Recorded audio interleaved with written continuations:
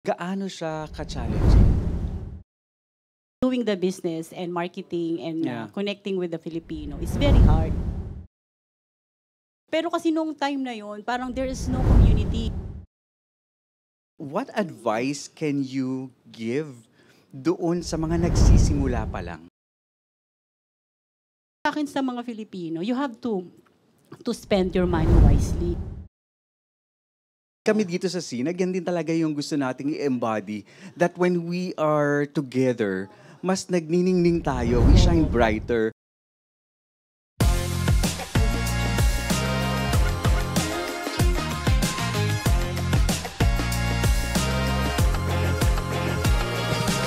Sinag Spotlight.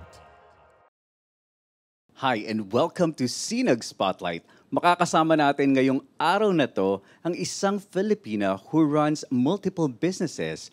She also holds various positions in a number of organizations. She is a community leader, a wife, and a mother of 4. Paano kaya niya pinagsasabay-sabay ang lahat ng yan? Nakakangiti pa kaya siya? Joining us here at Sinag Spotlight, no other than Miss Laila Bernal.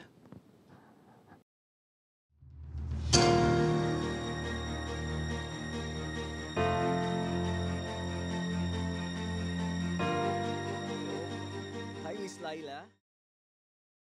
It's a Hi. pleasure to meet you. Yes, thank you. Thank you for inviting me here. And medyo papangunahan ko na agad yung tanong natin kanina because you do a lot of things, di ba? Sa araw-araw, paano ka pa nga ba nakakangiti?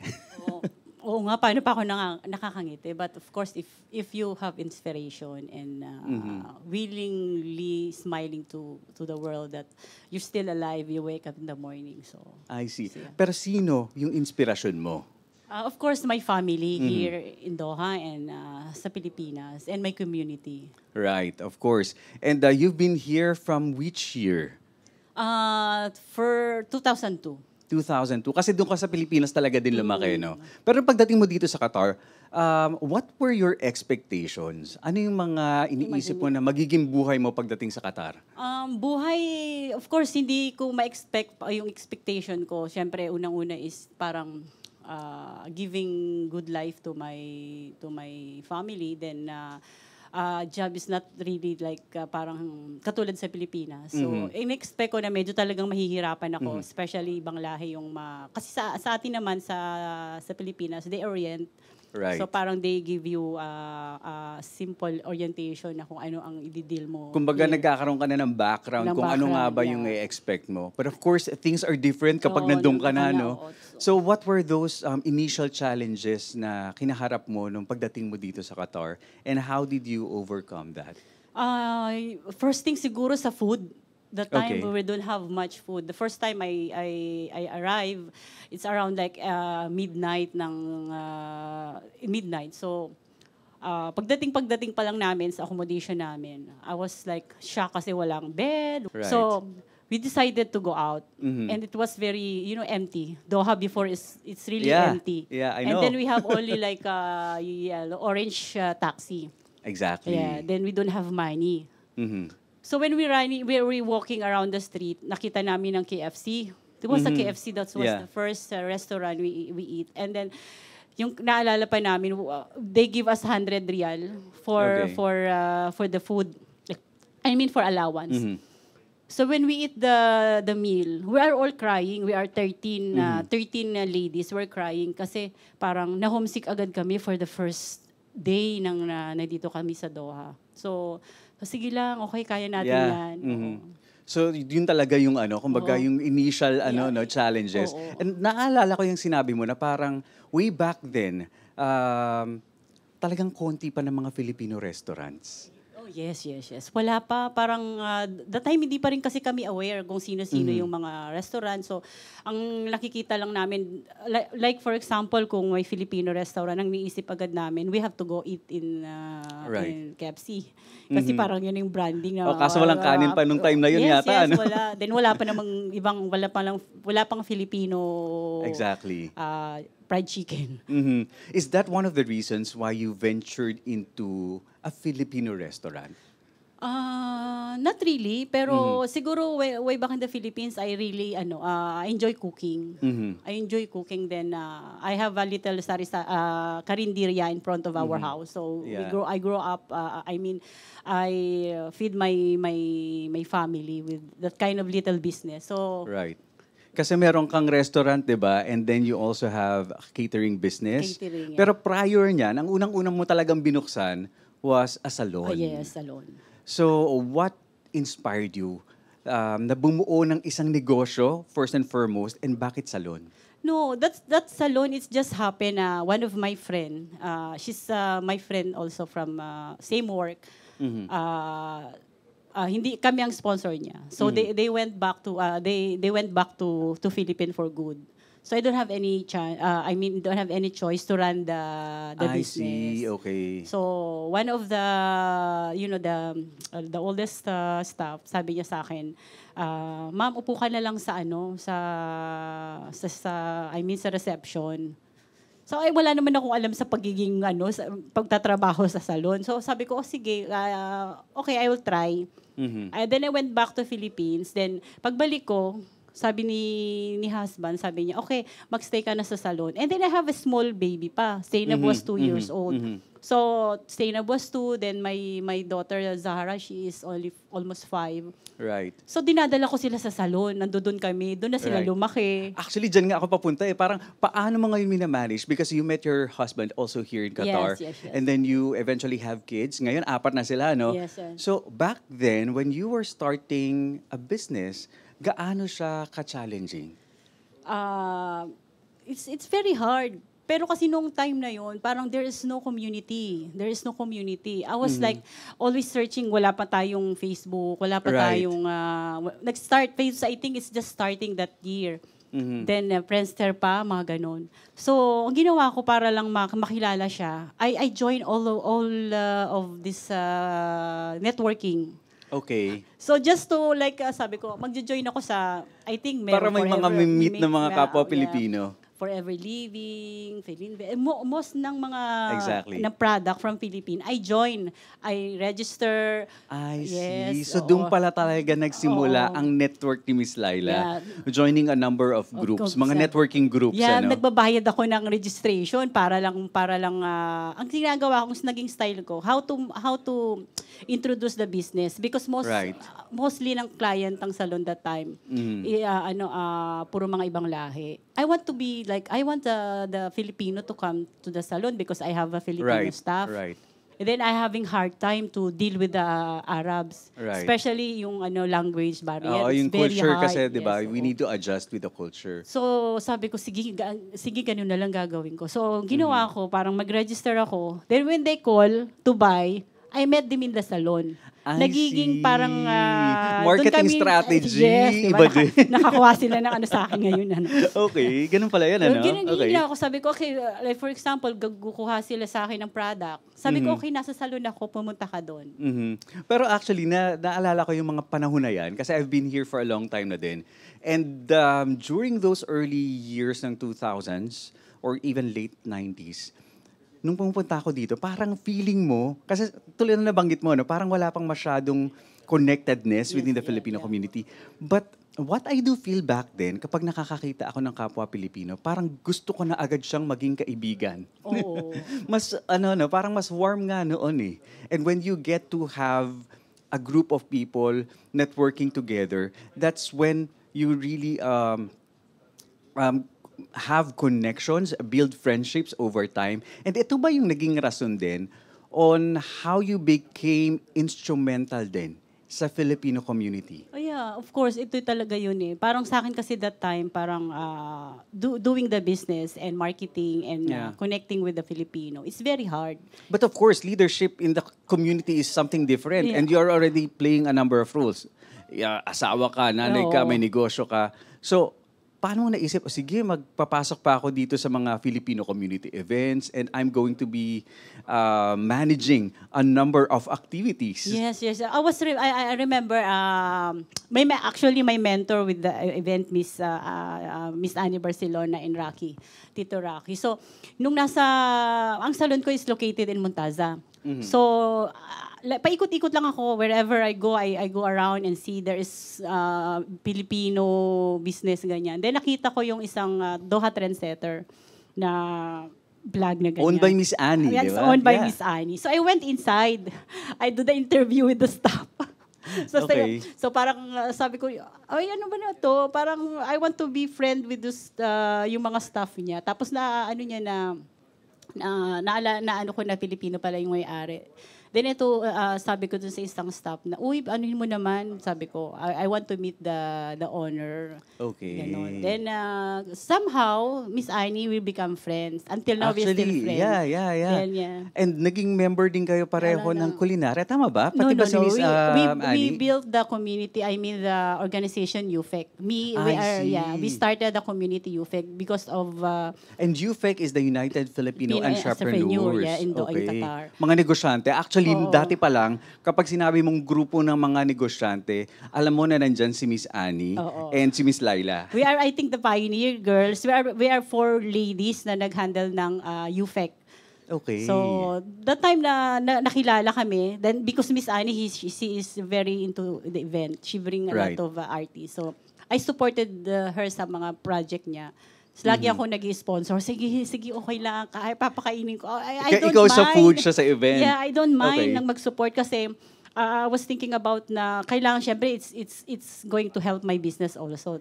Hanggang sa nabuo namin, naging successful naman. We have a lot of events, especially nung pandemic I mean, nagkaroon ng Undoy. Yeah. And then Yolanda. Yeah. We help a lot. So, Nagsusupport ka talaga. And, Yes. lalo-lalo pagdating sa food. Direko, food daw, nagsusupport. Hindi, pero nagparinig.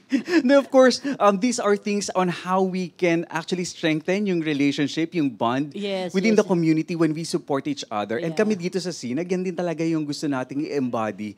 That when we are together, mas nagniningning tayo, we shine brighter. And in those years that you were serving in the community, ano yung parang pinaka-major aspirations mo? Is it really to connect with the community or kasama na din ba dyan yung part na we also want to let the people know, lalong-lalo na sa Qatar, ang Filipino culture? Yes. When we started the UFEC, so binuo namin UFEC for Filipino, because we have the mentality na bakit lagi lang ni Miss Annie sinasabi na I still remember na bakit ang mga Indiano they can build I mean group, small business going to big business. Bakit ganito? Bakit tayong mga Pilipino we never do that? So sabi ko sige nga, oo nga. So kami naman wala kaming gusto is just to help the community. Right. So we make the events. Then all of a sudden we started like parang naano na kami na sige, we are going to have something very important na. That time I love to eat.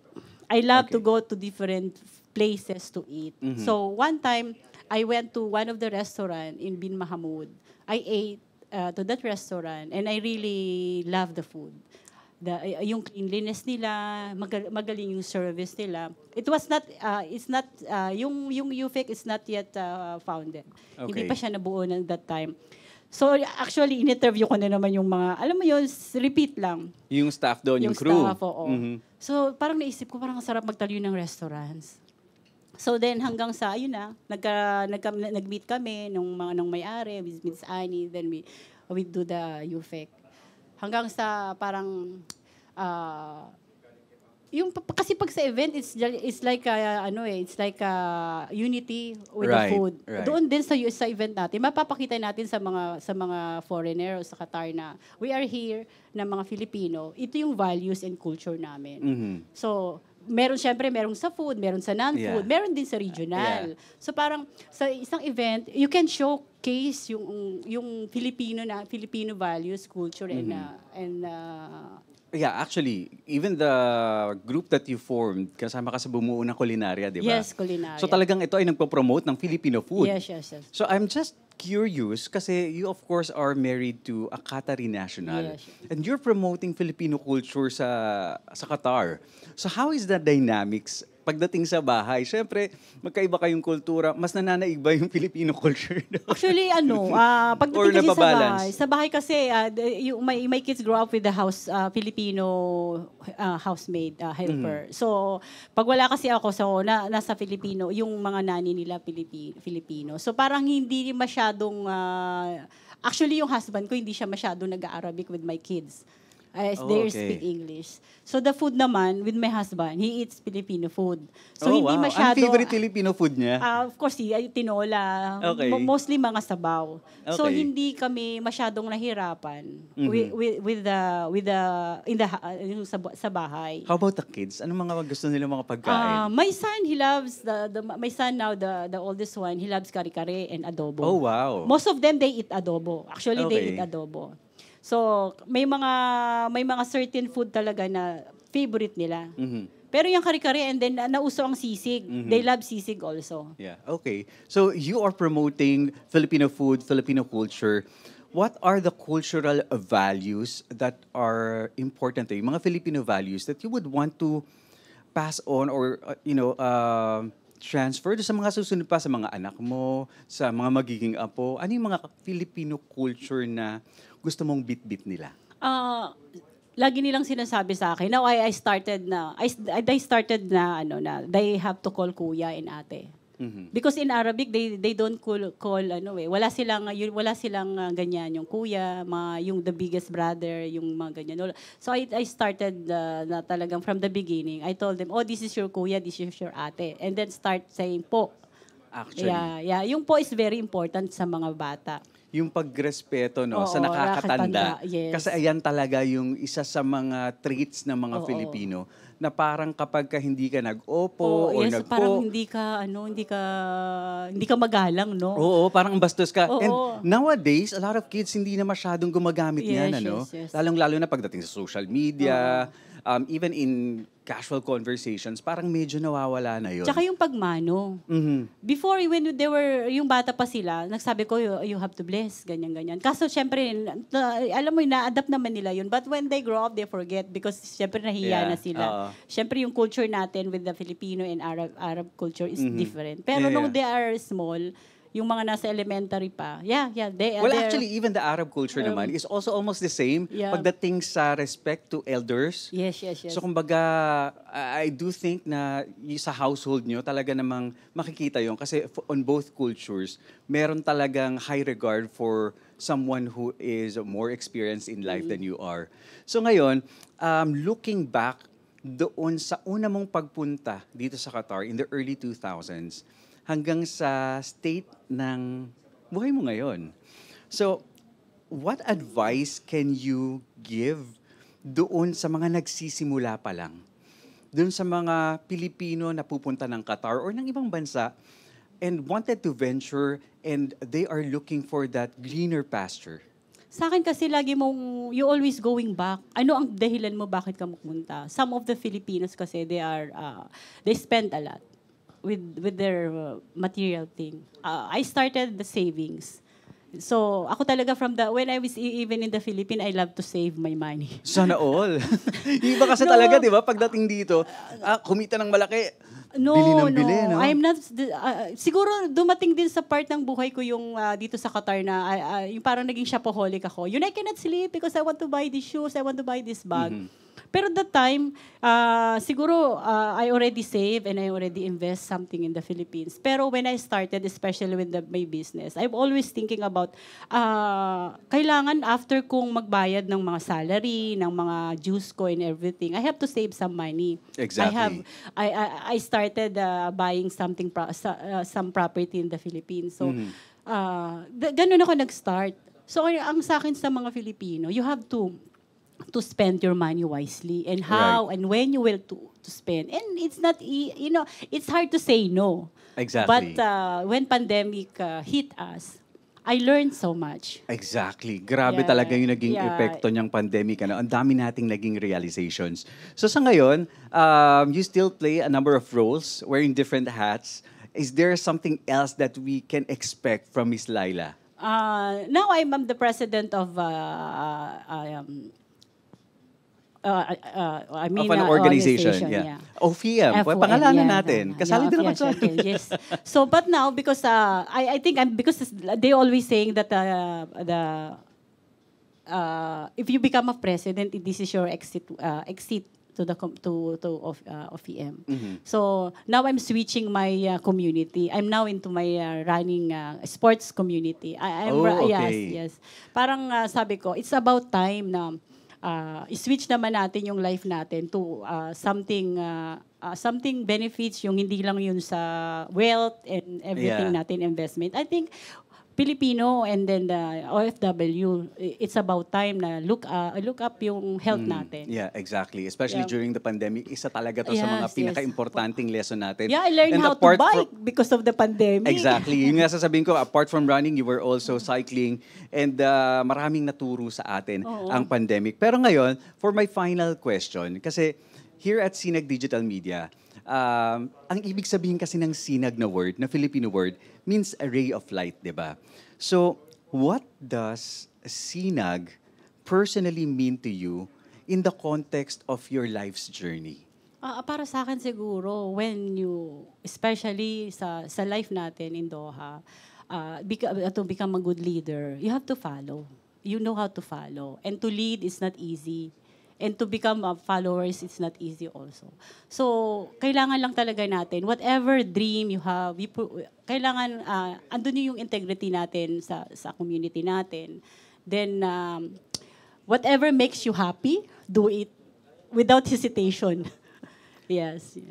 Whatever makes you happy, do it. Ayan. Yeah. Thank you so much, Miss Laila Bernal, for joining us here at Sinag Spotlight. Thank you very much for inviting me here. And then, may your Sinag shine. Thank you. Yes, thank you so much. And of course, to all our viewers who have enjoyed this conversation, all you have to do is to react to this video, share it to your family and friends, and syempre, follow us on our social media accounts at Sinag DM on Facebook, Instagram, TikTok, and YouTube so that you can get more of videos na nakaka-inspire. Dahil dito sa Sinag Digital Media, we shine brighter together. Thank you very much, Sinag, for inviting me here. And syempre, binabati ko ang mga OFIEM members ko and officers and ang La Diva Salon located in Montasa. And then my Eve Events, doon gusto ko lang suportahan natin ng mga Filipino business dito sa Qatar. And then ang aming ALSE, this coming July, so mag-register po tayo doon. So it will be very helpful sa mga Filipino na gustong magnegosyo. And syempre mag-register din kayo sa OFIEM. Sabay-sabay tayong yumaman, sabi nga namin, para magkaroon tayo ng learning sa financial literacy. And then maraming salamat po sa inyo. Thank you very much. Dahil dito sa Sinag, we shine brighter together.